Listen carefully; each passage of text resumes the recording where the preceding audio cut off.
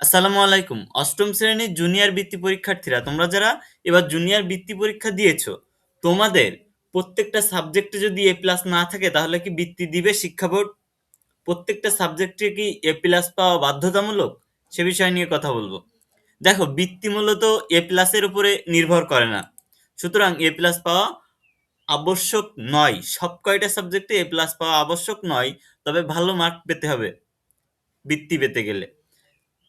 অষ্টম শ্রেণীতে junior scholarship পেতে সব বিষয়ে এ প্লাস পাওয়া আবশ্যক নয়। বৃত্তির ফলাফল সাধারণত ন- মানে তুমি যেমন পরীক্ষা দিয়েছো, তোমার অর্জিত মোট নম্বর বা গ্রেড পয়েন্টের উপর ভিত্তি করে নির্ধারিত হয় এবং এটি মূলত প্রতিযোগিতামূলক হয়, যে কারণে এখানে একটা ভালো মার্কস পেতে হয়। তবে যে সব কয়টা সাবজেক্টে এ প্লাস পেতে হবে তা না। একটা সাবজেক্টে 78 পাইলে, একটা সাবজেক্টে 92 পাইলে, একটাতে 94 পাইলে, একটাতে তুমি পাইলে 75। তবে মূল কথা হচ্ছে যে নম্বর ভালো পেতে হবে। একটা দুইটা সাবজেক্টে যদি এ প্লাস নাও থাকে তাও সমস্যা না, অন্য সাবজেক্টে যেন ওই নাম্বারটা এগিয়ে রাখা যায়, ঠিক আছে?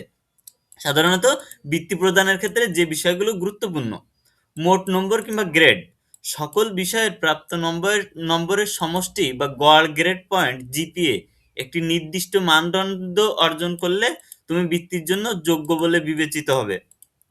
মেধা তালিকা, তোমার মেধা তালিকাটা, তোমার যদি একটু মেধা তালিকায় তুমি এগিয়ে থাকো, তোমার ফলাফল অন্যান্য পরীক্ষার্থীদের ফলাফলের সাথে তুলনা করে একটি মেধা তালিকা তৈরি করা হয়। এই তালিকা অনুযায়ী সেরা অবস্থানে থাকা শিক্ষার্থীরা বৃত্তি পেয়ে থাকে।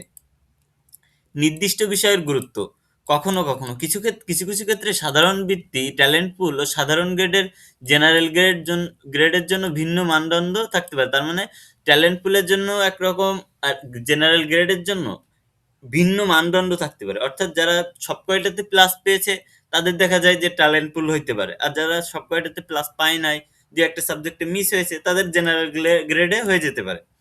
ট্যালেন্ট পুল বৃত্তির জন্য জিপিএ 5 প্রয়োজন হতে পারে, কিন্তু সাধারণ বৃত্তির জন্য হয়তো একটু কম গ্রেড যথেষ্ট হয়। সুতরাং সব বিষয়ে এ প্লাস না পেলেও যদি তোমার মোট নম্বর বা গ্রেড পয়েন্ট ভালো হয় এবং তুমি তোমার মেধা তালিকায় স্থান করে নিতে পারো একটু উপরের দিকে, তাহলে বৃত্তি পাওয়ার সুযোগ থাকে, ঠিক আছে? সুতরাং তোমাদের এ নিয়ে টেনশন করতে হবে না। যাদের অঙ্ক গণিত পরীক্ষা খারাপ হয়েছে, গণিত পরীক্ষা দেখো প্রায় সবারই খারাপ হয়েছে, সুতরাং এ নিয়ে বেশি টেনশন করার দরকার নেই। যেহেতু সবার খারাপ হয়েছে, কম নম্বরেও বৃত্তি পাবে।